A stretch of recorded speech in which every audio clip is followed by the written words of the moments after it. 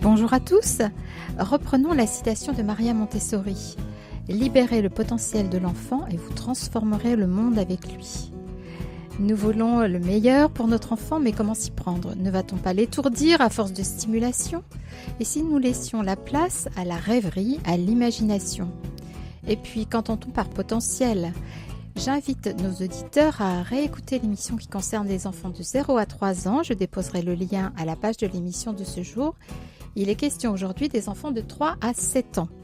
Pour en débattre aujourd'hui, je reçois Lorraine Var, consultante pédagogique, fondatrice de l'association L'Alternative, que nos auditeurs connaissent déjà. Elle anime aussi des ateliers et des conférences organisées par la CAVEM et le CCAS de Saint-Raphaël. Bonjour Lorraine. Bonjour Marie. Alors, qu'appelez-vous potentiel ? Est-ce qu'il s'agit de capacité, de performance, de tendance ? Est-ce que l'on peut parler d'harmonie au sein des potentiels ? Est-ce qu'on peut être, par exemple, danseuse et boxeuse ? Alors, effectivement, le potentiel, pour moi, c'est ce qui recouvre l'ensemble des capacités endogènes d'un enfant. Ça veut dire quoi, endogène ? C'est tout ce qui est à l'intérieur de lui. Et quand on dit qu'on va libérer ce potentiel, c'est faire en sorte de lui offrir les meilleurs outils pour qu'il donne libre cours à ce qu'il est vraiment. Et donc, il peut effectivement être tout. Et une petite fille peut très bien être danseuse, boxeuse, sans problème. Oui, ça poserait peut-être des problèmes au niveau de sa santé, de son intégrité, mais c'est ça. Mais tout est possible, effectivement. La liberté est très, très grande quand on laisse faire l'enfant et quand on le laisse mettre en avant ce qu'il est à l'intérieur. Alors, dans un premier temps, nous allons nous attacher à redéfinir les différents axes du développement de l'enfant pour mieux comprendre les enjeux de l'éducation et aussi comment vont agir les différentes stimulations. Parlez-nous du développement physique et moteur. Qu'est-ce qui se joue ? En termes de développement physique et moteur, surtout entre 3 ans et 6 ans. Alors en Montessori, on a tendance à parler par tranche d'âge 0, 3 ans, 3 ans, 6 ans. Vous avez annoncé 3 ans, 7 ans. Ça peut être effectivement cette tranche-là parce qu'on dit l'âge de raison plutôt à 7 ans. Donc on va prendre plutôt c'est les années maternelles. Voilà, les années maternelles. Donc effectivement, c'est une tranche d'âge où l'enfant bouge énormément. Il est demandeur de mouvement, il est demandeur d'activité physique. Et il y a un énorme développement également cognitif. On va y revenir après. Donc c'est une période explosive et on doit être observateur de cette période-là pour pouvoir proposer des activités qui soient en adéquation avec toutes ces nouveautés. Et pour ce qui est du développement affectif ? Le développement affectif, c'est pareil, c'est une partie importante, notamment des besoins de l'enfant vis-à-vis de l'adulte. La connaissance de son propre corps fait de lui un individu à part. Il arrive à se détacher de ses parents et en même temps, il en a énormément besoin. C'est aussi l'âge de la naissance des peurs où il va avoir besoin d'être constamment rassuré et de prendre auprès de ses parents toute l'énergie dont il a besoin pour aller découvrir le monde. Oui, parce qu'il va se retrouver à l'école, en collectivité, avec d'autres, ce qu'il n'a peut-être jamais connu finalement. Tout à fait, oui. Alors, sur le plan social, comment ça va se passer là ? Le plan social, effectivement, on dit que les interactions sociales démarrent dès l'âge de 3 ans. Avant ça, il n'y a pas réellement d'interaction entre les enfants. Ils peuvent communiquer, mais c'est souvent des confrontations plus que des échanges.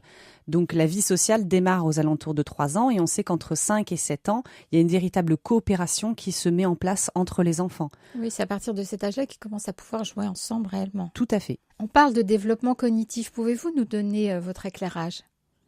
Alors, le développement cognitif, effectivement, c'est toutes les facultés de l'enfant dit intellectuel. À cet âge-là, c'est l'explosion de ce développement et on va devoir y répondre par le biais d'activités de matériel qui vont permettre de laisser cette explosion se faire, mais tout en étant également cadré pour avoir des résultats probants chez chaque enfant. Et pour ce qui est du langage, qu'est-ce qui se joue ? Alors, le langage, c'est pareil. Parce que parfois, à 3 ans, il ne parle pas encore vraiment, il ne s'exprime pas encore vraiment très bien. On a le démarrage, il faut accompagner effectivement cette découverte du langage. Nous, dans les pédagogies alternatives, on utilise énormément de matériel tel que les cartes classifiées pour étoffer le langage de l'enfant, lui apprendre un maximum de mots. On utilise aussi toujours les bons mots, c'est-à-dire qu'on ne va pas dire la cocotte pour la poule, un exemple parmi tant d'autres, pour étoffer son langage au maximum. Il y a aussi beaucoup d'échanges et de jeux d'échanges, de dialogue avec l'enfant pour pouvoir lui apprendre, entre guillemets, à parler ou en tout cas lui donner les directions pour s'exprimer. Oui, parfois il ne s'exprime pas tout de suite, mais il emmagasine en fait des informations. C'est tout à fait ça. L'esprit absorbant, comme disait Maria Montessori, où l'enfant emmagasine un maximum de savoir. Et puis très souvent, un enfant qui parle tardivement parle d'un coup très bien parce que justement, il emmagasine un il a maximum eu à cœur d'informations. de s'exprimer de manière parfaite. C'est ça. Donc, il ne faut pas s'inquiéter, en fait. Pas du tout. Si on considère qu'il y a un petit retard de langage par rapport à d'autres enfants, aux aînés. Voilà, entre 0 et 3 ans, effectivement, on peut noter de grandes différences chez les enfants. Il y a des enfants qui vont parler très tôt, d'autres beaucoup plus tard. Mais avant de s'affoler, effectivement, il faut franchir le cap des 3 ans et se rendre compte d'autres éventuels problèmes et en référer effectivement à, pourquoi pas à son pédiatre ou à des spécialistes si on sent qu'il y a vraiment un problème récurrent. Mais très souvent, c'est une inquiétude qui n'a pas lieu d'être. À chaque fois que l'on va stimuler notre enfant, plusieurs zones vont être activées. Pouvez-vous nous donner un exemple ? Alors effectivement, lorsqu'on entame un jeu quelconque avec un enfant, que ce soit un jeu de société ou une activité physique, un jeu de ballon et autres, on sait très bien qu'il y a plusieurs zones du cerveau qui vont être activées et plusieurs capacités de l'enfant qui vont être développées. Ça peut être effectivement une capacité, un lien social lorsqu'il s'agit d'un jeu collectif, la participation, comprendre des règles, se tenir à ces règles et les respecter. Il y a énormément de notions qui sont prises en compte, d'où l'intérêt d'avoir des interactions régulières avec les enfants. 3 ans, c'est l'âge de l'entrée à l'école. Comment peut-on aider l'enfant à parfaire les apprentissages qui ont déjà été initiés à la maison, à la crèche ou avec une assistante maternelle ? Alors, il y a énormément de matériel dans les pédagogies alternatives qui servent aux apprentissages des fondamentaux. Donc, ça peut être du matériel qu'on fabrique soi-même, l'abonnement à un magazine qui propose des activités à faire à la maison. Le tout, en fait, c'est de faire des choses avec son enfant. Même si on n'a pas le matériel et qu'on s'applique simplement dans la vie au quotidien à faire des activités avec son enfant, il en retire un enseignement. Eh bien, c'est ce que nous allons développer après une courte pause musicale.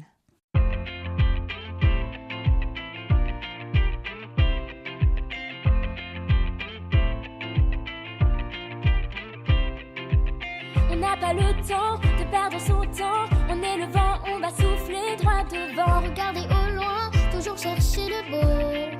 Oh, oh. On a sur le cœur des rêves en couleur. On les vivra tous, non rien ne nous fait peur. Chercher le bonheur, l'aventure sous la peau. Oh, oh. Le monde nous appartiendra demain. Le futur est en toi, regarde bien.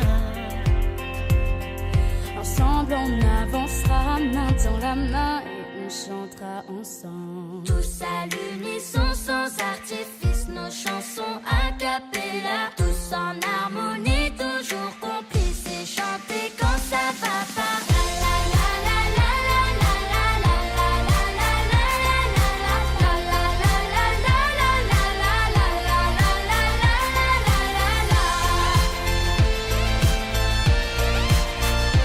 Esprit de famille, Marie Dervin. Nous sommes toujours avec Lorraine Var, conseillère pédagogique, conférencière et formatrice. Et nous parlons aujourd'hui du potentiel de nos enfants. Comment le développer ? Alors Lorraine, comment va-t-on stimuler notre enfant pour qu'il se sente en harmonie avec son environnement ? Est-ce que le jeu est important ? Que va-t-il développer ? Effectivement, le jeu est au centre de l'enfance et la petite enfance. On sait qu'entre 0 et 6 ans, globalement, le jeu amène les acquisitions. C'est par le jeu que l'enfant apprend. Donc il faut laisser effectivement ce jeu libre prendre toute son ampleur et faire des activités également accompagnées, les deux. Et en fait, on va lui laisser aussi du temps pour jouer seul, oui, c'est très important. Pour rêver. Bien sûr, il faut laisser effectivement cette partie d'imaginaire prendre le dessus, surtout au-delà de 3 ans, parce que c'est là que le jeu symbolique, le jeu d'imitation prend aussi de son ampleur. L'enfant va vouloir imiter, et du coup va retranscrire la réalité, mais comme il l'aperçoit lui, et il faut laisser faire l'enfant, parce que cette partie de créativité, c'est là qu'elle va naître. Oui, on les entend parfois se raconter des histoires. C'est assez... Ils ont beaucoup d'imagination. Ouais, c'est à la fois émouvant et touchant. Et dans la vie quotidienne, comment va-t-on procéder ? Je pense par exemple aux conduites, à l'école, au marché, tous ces petits gestes, activités. Qu'est-ce qu'on peut faire pendant ces temps finalement qui sont un peu des contraintes, enfin qu'on pourrait vivre comme comme des contraintes, mais qui finalement peuvent aussi apporter beaucoup à l'enfant si on y prête attention. Justement, elle est moins perçue comme une contrainte quand on prend conscience du rôle que l'on joue et de l'importance de ces petits moments. Et effectivement, comme je le dis souvent à des parents qui se disent débordés et ne pas avoir de temps à consacrer à leur enfant, c'est tout simplement de les emmener partout avec eux et de leur faire vivre des moments de vie simples, comme faire les courses, comme aller au marché. Et c'est là qu'ils vont étoffer leur vocabulaire, apprendre des choses, rencontrer des gens. Et c'est l'esprit absorbant de l'enfant qui va faire tout seul son cheminement vers les apprentissages. Alors justement, comment trouver le temps de l'écouter raconter sa journée, hein. Le soir, quand on rentre à la maison, souvent on est débordé. Est-ce que c'est important et comment on peut procéder justement ? Alors c'est très important, il y a toutefois des enfants qui n'aiment pas raconter. Donc quand vous leur demandez qu'est-ce qu'ils ont fait aujourd'hui à l'école, ils vous répondent qu'ils n'ont rien fait du tout. Et je pense qu'il ne faut pas essayer d'aller plus loin parce qu'il y a des enfants qui n'aiment pas se raconter. Et il y a des enfants qui éprouvent le besoin, au contraire, de rendre compte de leur journée et de leur consacrer ne serait-ce qu'une ou 2 minutes, sans dire d'y passer une demi-heure ou 3/4 d'heure. L'inviter à nous parler de sa journée, lui demander comment ça s'est passé, essayer de se mettre à sa portée et dans ses souvenirs, ses propres souvenirs d'enfant, et de cours d'école pour essayer d'interagir avec lui. Alors, pour ce qui est de l'activité physique, qu'est-ce qu'on peut proposer à l'enfant de cet âge-là ? Alors, les activités physiques, la plupart des enfants au-delà de 3 ans sont inscrits dans des clubs sportifs qui proposent aujourd'hui des bébés. On a du baby hand, on a du baby un petit peu pour tout. Donc, il y a effectivement la possibilité d'inscrire en club. Quand il s'agit de jeux à la maison, dans le jardin ou avec leurs parents ou grands-parents, on peut les laisser libres de leur imagination. Le simple fait de construire une cabane, de grimper dans un arbre ou de courir dans un parc, c'est déjà une activité physique. Quand l'enfant grandit, est-ce que l'histoire du soir est toujours importante ? Oui, toujours, parce qu'elle fait partie des rituels de coucher. On le sait, les enfants s'endorment mieux et plus paisiblement quand on respecte toujours le même rituel. Donc si on a ritualisé cette histoire au coucher, qui peut être un échange justement, qui peut être ce moment d'échange sur comment était ta journée, qu'est-ce que tu vas faire demain. Si on n'a pas pu placer cet échange auparavant, on peut remplacer la lecture du soir par ce fameux échange. Mais un temps posé avec son enfant au moment du coucher, si c'est ritualisé, il faut le respecter le plus longtemps possible. Oui, il peut y avoir aussi un petit temps de prière, en fait. Tout à fait. Pour les enfants on peut également faire un temps de prière. Croyantes, oui. Bien sûr. Comment va-t-on encourager sa curiosité au quotidien ? Par exemple, dans une conversation, quand par mégarde, on utilise un mot un peu difficile. Voilà. Et est-ce que, justement, il ne faut pas lui dire est-ce que tu as compris ce mot et pourquoi tu me demandes ? Bien sûr. Et on passe beaucoup de temps à expliquer chaque chose. Et je pense qu'il faut prendre le temps d'expliquer chaque chose. Et puis, c'est un travail à faire sur nous-mêmes en tant qu'adultes parce qu'on se rend compte qu'on utilise très souvent des mots compliqués et des explications encore plus complexes. Donc, il faut simplifier. Et plus on apporte de réponses à l'enfant, plus on le rassure. Oui, c'est ça. On reformule, en fait, jusqu'à ce qu'il ait compris. Et quand il se trompe, est-ce qu'il faut réhabiliter le droit à l'erreur ? On va le corriger pour lui expliquer ce qu'il a mal fait, entre guillemets.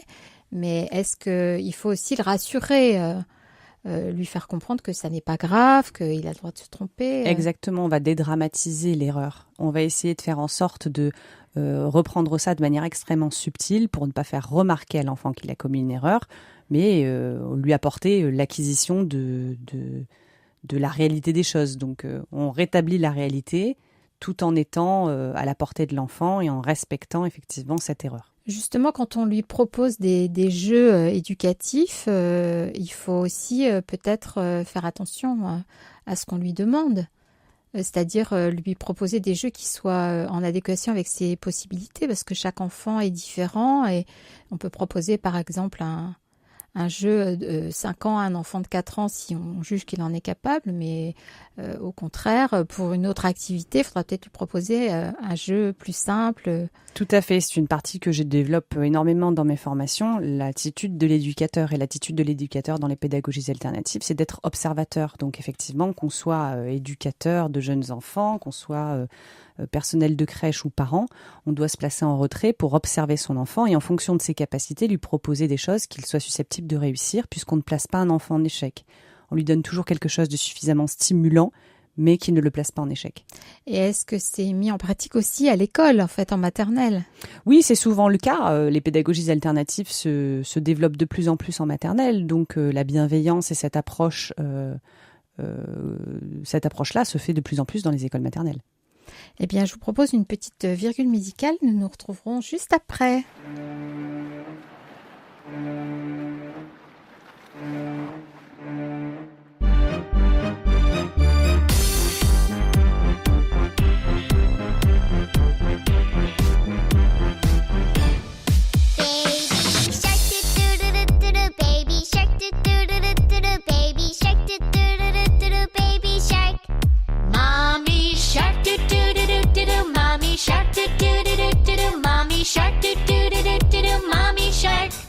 Daddy shark, do-do-do-do-do, Daddy shark, do-do-do-do-do, Daddy shark, do-do-do-do-do, Daddy shark.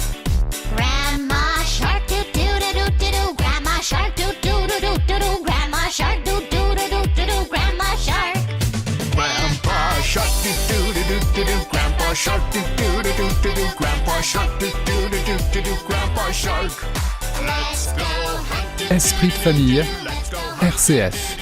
Nous sommes toujours avec Lorraine Var, consultante pédagogique et fondatrice de l'association L'Alternative, et nous parlons du développement du potentiel de nos enfants. Nous avons évoqué le droit à l'erreur. Faut-il toujours être bienveillant ? Que pensez-vous des limites ? Il faut effectivement imposer un certain nombre de limites, mais de façon subtile et naturelle. Et je pense que lorsqu'on pose un cadre pédagogique avec un environnement spécifique, les limites se font d'elles-mêmes en fait. Oui, pouvez-vous nous donner un exemple ? Lorsque vous avez par exemple un enfant qui a du mal à canaliser son énergie, s'il est dans un environnement épuré avec un certain nombre de règles à respecter dans la méthodologie de travail, vous allez réussir à canaliser cet enfant et à faire en sorte de poser des limites de façon naturelle. Oui, il ne faut pas le mettre dans un magasin de porcelaine, par exemple.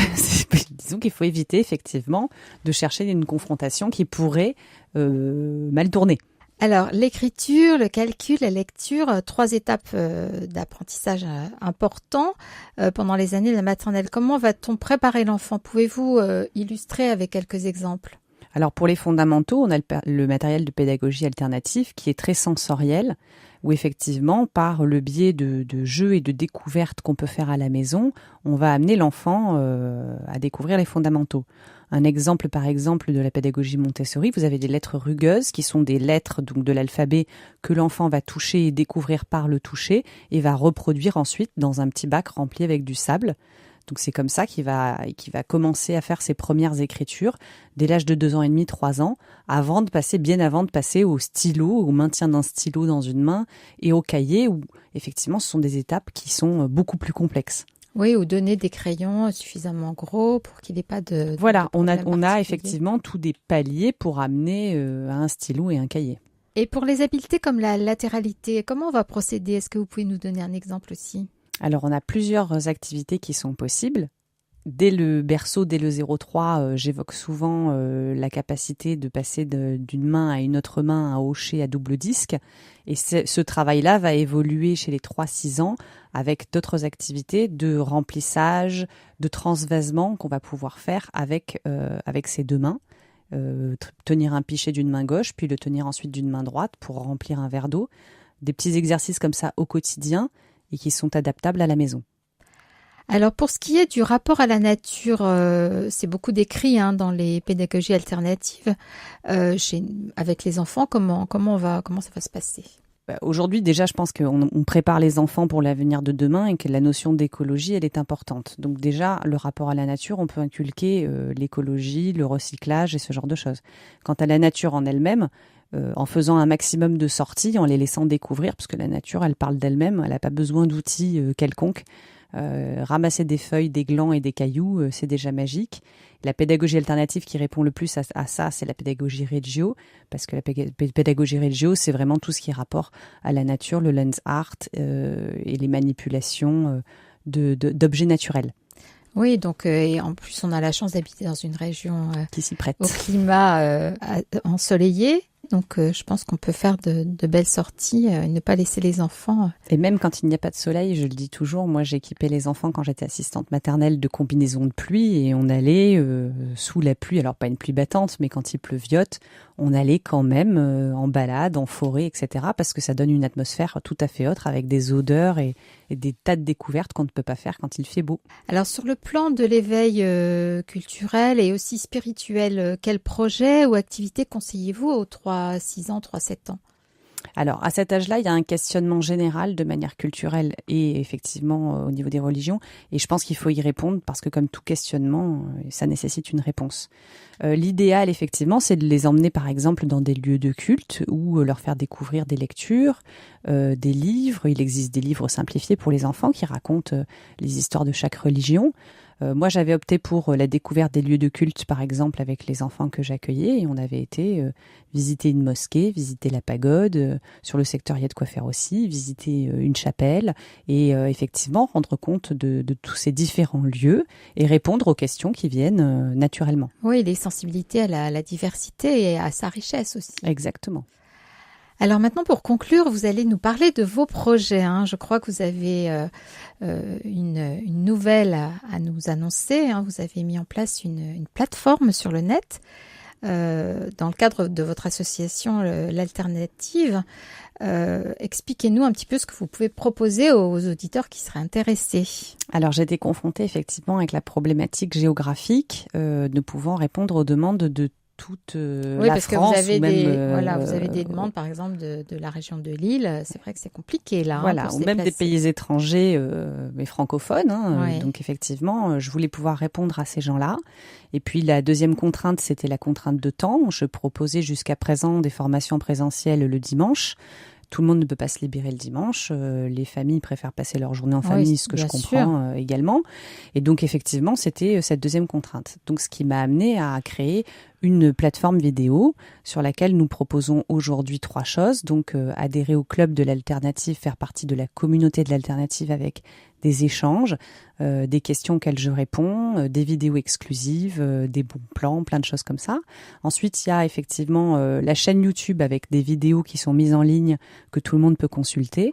Et troisième chose, donc les formations en ligne qui vont pas tarder à arriver. Il y a déjà un système de préinscription qui vont répondre aux demandes donc des parents et des professionnels pour les enfants de 0 à 3 ans et de 3 ans à 6 ans. Quel type de formation vous proposez ? Parce que vous parlez de PAC. Est-ce que vous pouvez nous donner des exemples ? Alors le premier par exemple, c'est la formation Montessori à proprement parler pour les 0-3 ans. Donc avec tous les éléments de cette formation-là adaptés aux enfants de 0 à 3 ans. Le deuxième, c'est les formations pédagogies alternatives au sens large du terme parce que je me suis inspirée de nombreuses pédagogies alternatives pour essayer de donner un maximum d'idées d'activités à organiser avec les enfants de 3 ans à 6 ans et les accompagner dans les apprentissages des fondamentaux. Et ensuite, il y a 2 formations qui sont des spécialisations, parents et spécialisations professionnelles, qui vont cette fois-ci venir compléter l'ensemble des formations, mais de manière plus spécifique avec des outils pour la maison ou des outils en structure. Bon, des propositions très variées, un site interactif, des échanges et pas de temps perdu en verbiage inutile, parce que parfois on voit des choses un petit peu crispantes sur le net.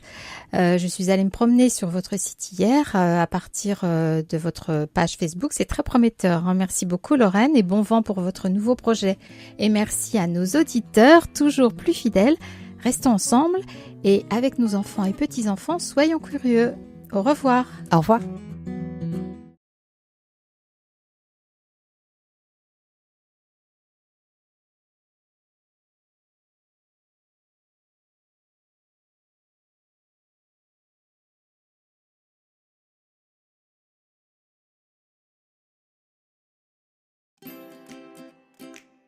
L'Alternative. Libérez le potentiel de votre enfant.